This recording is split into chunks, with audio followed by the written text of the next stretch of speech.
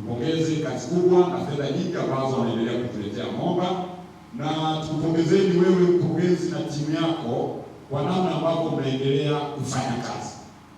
Mnafanya kazi vikamilifu, hamlali, mnazunguka huku na kule kufuatilia miradi itekelezeke.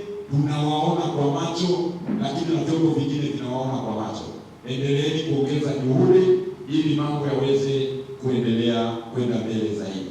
Na mkifanya hivyo mnakuwa mnarahisishia Mheshimiwa Rais.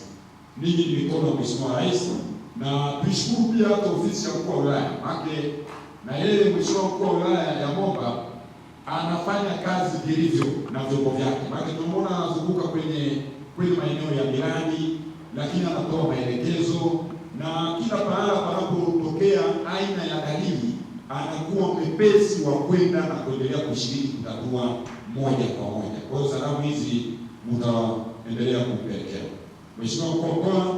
Sisi tunamtambua vilivyo jembe la mkoa wetu, na hata katika zoezi la kiuchumi linaloendelea, yeye ni moja ya kiongozi ambaye anaendelea kuhimiza wananchi ili kuona namna ambavyo pato la mtu mmoja linaendelea kuboreka, na hasa zaidi kwenye zao la ufuta, lakini pia na swala la uendelezaji wa viwanda na maeneo ya kuboresha makazi ya watumishi, na kuendelea kuona namna anavyotuhimiza kulipa madeni ya watumishi na wakandarasi.